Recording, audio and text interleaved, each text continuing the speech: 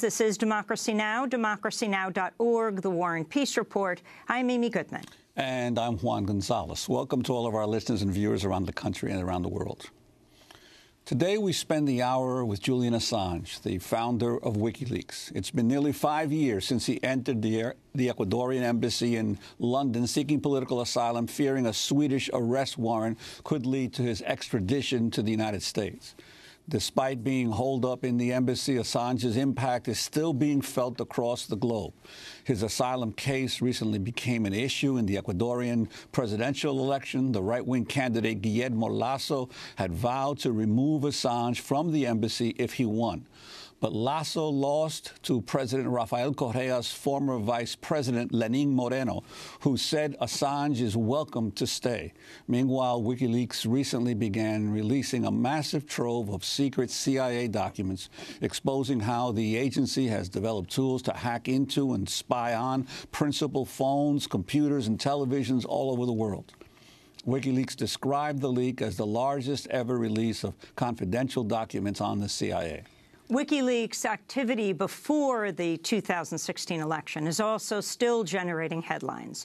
Just before the Democratic National Convention last July, WikiLeaks published 20,000 internal emails from the Democratic National Committee.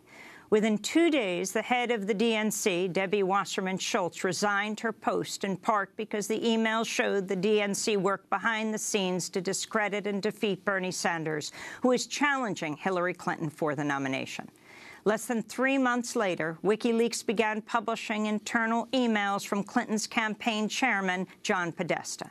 Soon, Donald Trump was praising WikiLeaks on the campaign trail. This just came out. WikiLeaks, I love WikiLeaks. Between October 7th and Election Day, WikiLeaks would go on to publish 20,000 of Podesta's emails, generating a rash of negative stories about the Clinton campaign.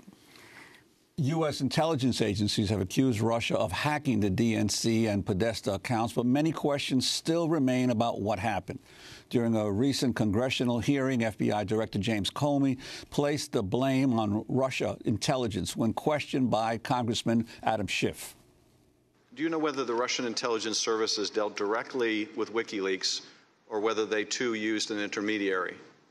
We assessed they used some kind of cutout. They didn't deal directly with WikiLeaks, in contrast to DC Leaks and Guccifer 2.0.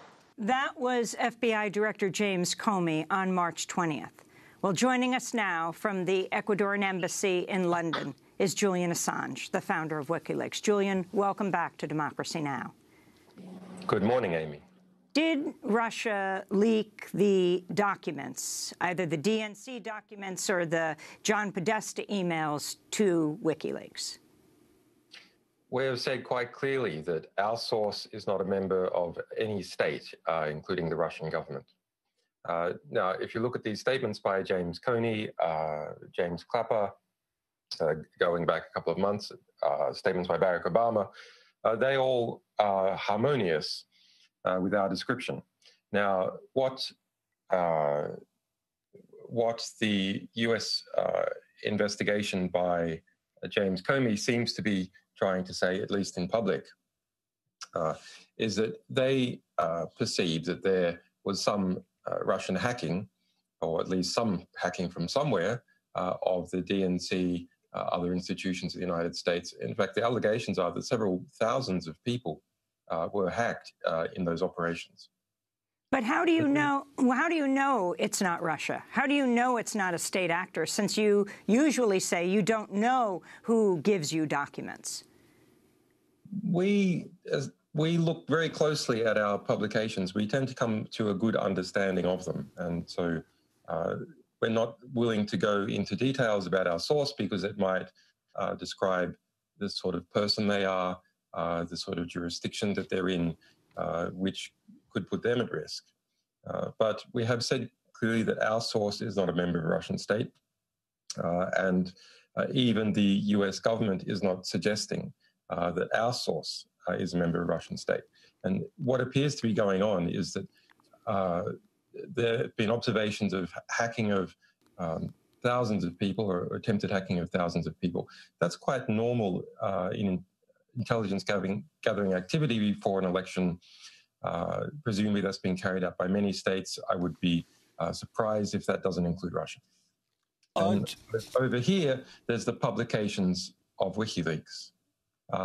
And what there isn't is something in between the middle. So there's an allegation that, well, if there's been hacking here and there's publication over here, then these must be directly, causally, intentionally related. But so far, there's no evidence for that. Julian, I want to turn to a Democratic Congressman, Adam Schiff, speaking at a hearing of the House Intelligence Committee last month. Later in July and after the convention, the first stolen emails detrimental to Hillary Clinton appear on WikiLeaks. A hacker who goes by the moniker Guccifer2 claims responsibility for hacking the DNC and giving the documents to WikiLeaks.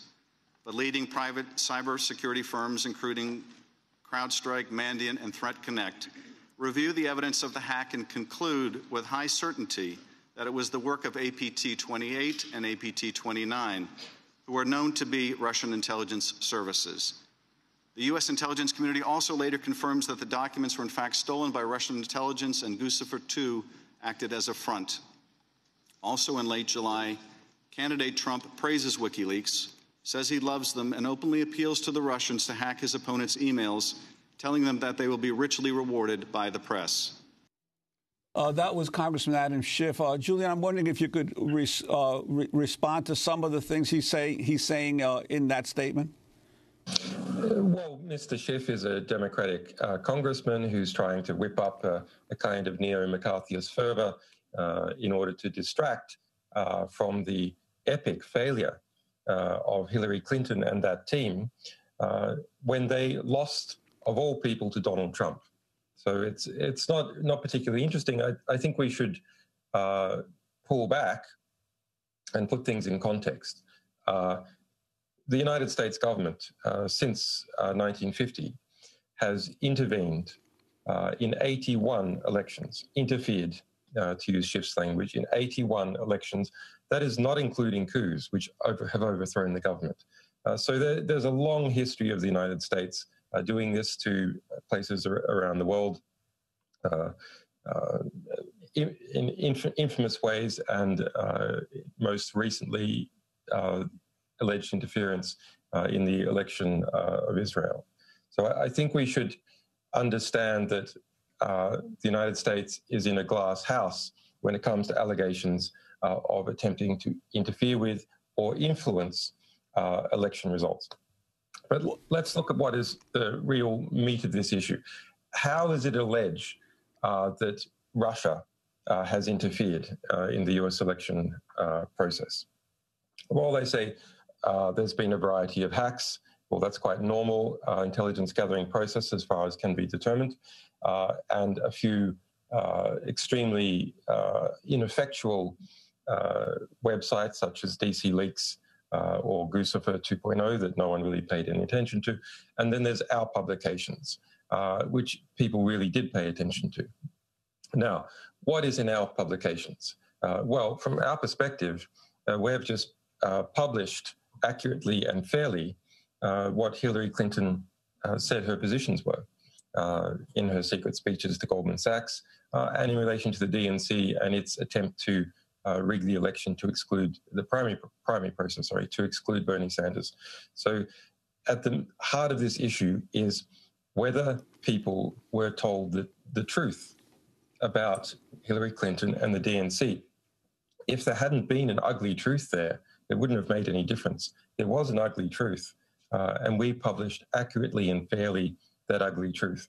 Now, our source wasn't from the Russian state, but if it had been from a state, would we have suppressed that information before an election, or would we have accurately and fairly published it? Of course we would have published it.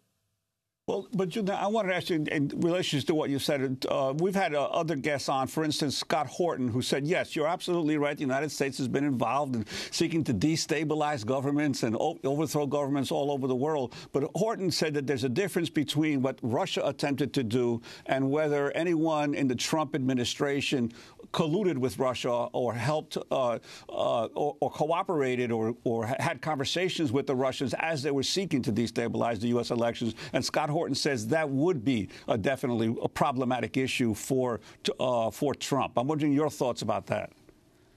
I would agree. That would be interesting and unusual. I don't think it's true. I think it is interesting that early on that Trump and people around him took a position of rapprochement towards Russia, a very strong position of rapprochement towards Russia, and not a classically Republican position. I think that is interesting. It is somewhat compatible with Trump's statements going back a very long time. But I would be surprised if that turns out to be significant. Why do I say that? Trump had very little business success in Russia. He hasn't managed to build a hotel in Russia. He hasn't gotten any, as far as can be determined, any good deals in Russia. And when you see him making statements during the election campaign on the stage, hey, Russia, if you've got those emails, give them to the press, they'll be very pleased about it. When you see statements like that, this is not the sort of statement that you make if you already have a communications channel and you're already engaged in an active conspiracy. For people like Paul Manafort, that's someone who's perfectly capable of engaging in let's say, dodgy activities. They have a long history of working for various parties in different ways. Have they asked for support through Paul Manafort? Maybe.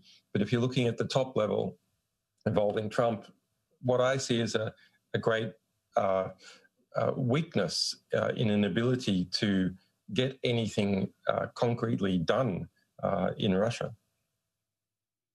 You know, while Trump may or may not have investments in Russia, it's very clear the oligarchs in Russia have bailed him out to the tune of tens of millions of dollars, if not more, in the United States when he was building buildings, having gone bankrupt many times, hard to get a line of credit in places like just right near Democracy Now!, Trump Soho, a major building project downtown Manhattan. But I wanted to turn back to Democratic Congressman Adam Schiff speaking at a hearing of the House Intelligence Committee last month. On August 8th, Roger Stone, a longtime Trump political advisor and self-proclaimed political dirty trickster, boasts in a speech that he has communicated with Assange and that more documents would be coming, including an October surprise. In the middle of August, he also communicates with a Russian cutout Guccifer II and authors a Breitbart piece denying Guccifer's links to Russian intelligence.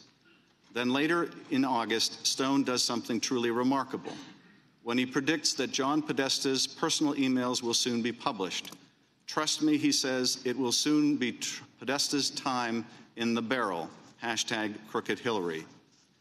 In the weeks that follow, Stone shows a remarkable prescience. I have total confidence that WikiLeaks and my hero, Julian Assange, will educate the American people soon, he says, #LockHerUp. Payload coming, he predicts, and 2 days later, it does.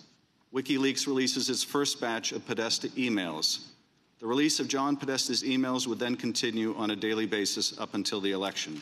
And this is Trump advisor Roger Stone speaking on August 8th. With regard to the October surprise, what would be your forecast on that, given what Julian Assange has intimated he's going to do? Well, it could be any number of things. I actually have communicated with Assange. I believe the next tranche of his documents pertain to the Clinton Foundation, but there's no telling what the October surprise may be. That was Roger Stone speaking August 8th in Broward County, Florida. If you could respond to the substance of what they're saying, Julian, and explain what is your relationship with Roger Stone? Well, I don't want to be an apologist for these people, but really party politics in the United States is something that everyone has to get away from. This creation of to polarities by different elites that then suck up all the political energy in the country. Well, we can talk a little bit later about what's happened to the Trump administration and this fascinating process that we've been seeing about how many days does it take for the security sector to digest the president. Something like 75 appears to be the answer. Okay, Roger Stone, I've never communicated with the guy. He's never communicated with me, other than very recently to say, what are you doing, saying that we have communicated? Please explain, because as far as all our records are concerned, we haven't. He has simply brilliantly inserted himself into this equation. Now, remember, Stone was pushed out in 2015 from the Trump campaign. When WikiLeaks was engaged in its publications exposing interference in the primary process at the DNC, that was the biggest thing on the political radar for that time period. And so Stone, having nowhere to be, decided to suggest that he had communications with us. But let's look at his predictions. He predicted that our publications were going to be about the Clinton Foundation. He was wrong. All his other predictions, where they're accurate, are statements that we made in public. We said we had information about Hillary Clinton, that we were going to publish it, etc. So when you hear Adam Schiff saying, oh, that Roger Stone said that there's that WikiLeaks publications are coming, I was saying on TV interviews that we had publications that were coming that were about Hillary Clinton. So Stone predicted that we were going to publish on October 4. We didn't publish on October 4. That was our 10-year anniversary, etc. Literally, there's no predictions that he has made in relation to us that have come true that have not been public. So I think, you know, you have to admire the chutzpah of how he has played on democratic desires to see a connection and has exploited that in order to sell his books and in order to gain prominence. I mean, it's very impressive.